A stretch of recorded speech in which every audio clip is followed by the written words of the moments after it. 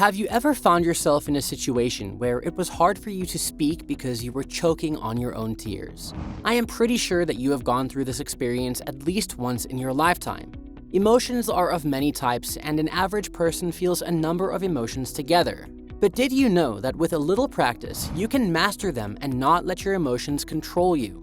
Today, I am going to be sharing with you some of the best ways to not let your emotions get the best out of you. Mastering your emotions does not mean being emotionless. Instead, it means to use them in a more constructive manner. When you learn to have a grip over your own feelings, you feel a sense of calm and you are better able to engage with people and achieve your desired outcomes at the end of a conversation. Science says that expressing yourself is the most important step of mastering yourself. There are two types of phenomena. One is suppression and the other is repression. Suppression is the deliberate burying of your emotions, while repression is when you do not express yourself in fear of what the society might say. Such emotions always surface back in one form or another, usually in the worst of ways. Writing is the biggest healer when it comes to emotions. You should journal your thoughts honestly and not filter it. Write whatever comes to your mind so you can keep a track of what you think.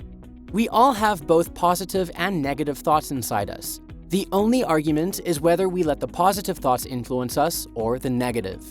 Acceptance is another important step when it comes to mastering your emotions. Whatever thoughts come to your mind, you should not question why those thoughts exist or be ashamed of them. It is human nature to think absolute nonsense sometimes. You should never judge yourself for being yourself. Instead, be gentle and reflect on the roots of which might have caused sudden surges of emotions. Keep your emotions to yourself. Your emotions keep changing, and if you choose to act out of anger, it might deteriorate your emotions as well as sabotage your own mind. Breathing therapy is the best when it comes to these types of emotions. Every time you feel that you want to scream at someone and let your emotions out, just count to 3 and take deep breaths and ask yourself if this is necessary. This gives you the opportunity to think and reflect about why you feel the way you do. Keeping your body healthy and balanced is another way of mastering your emotions. When you are eating the right things, exercising regularly, and sleeping at the same time every night, your body automatically becomes calm and any hyper thoughts disappear. Sleeping at the same time and waking up at the same time helps a lot when it comes to keeping your brain healthy and sane. Furthermore, doing yoga, spending time in nature, massages, and reading also helps a lot in keeping your brain organized. Meditation has become a lifestyle for many people in the 21st century. It has many benefits, and it helps cleanse your mind and your soul. It helps you connect with your shadow self and realize all your traumas that were embedded in your soul from your childhood.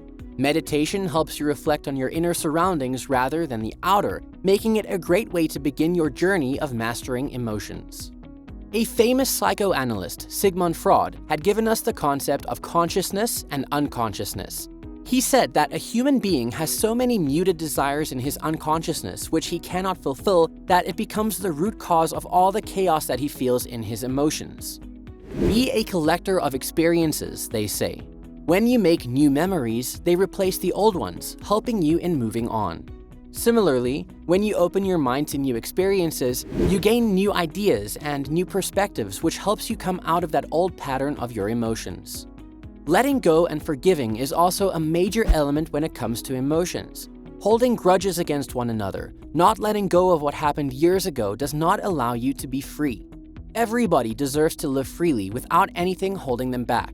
Whatever you give more energy to becomes you. Always try to give energy to your positive thoughts rather than the negative ones. Learn to deconstruct a feeling into its mere physical sensations rather than letting those sensations be a filter through which you view the world. Deconstructing your feelings down to their physical sensations can have surprising benefits. To begin with, physical sensations are not personal and are easier to let go of than thoughts and emotions. Further, recategorization is useful for regulating behavior. For example, people have shown improved public speaking and test performance after recategorizing anxiety into a body's natural way of coping.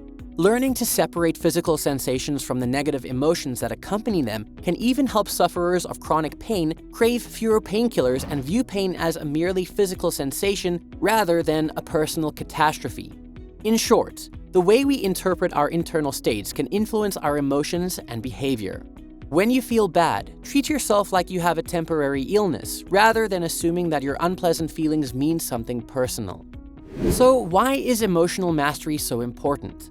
Feelings and emotional mastery play a role in our subjective experience of the world.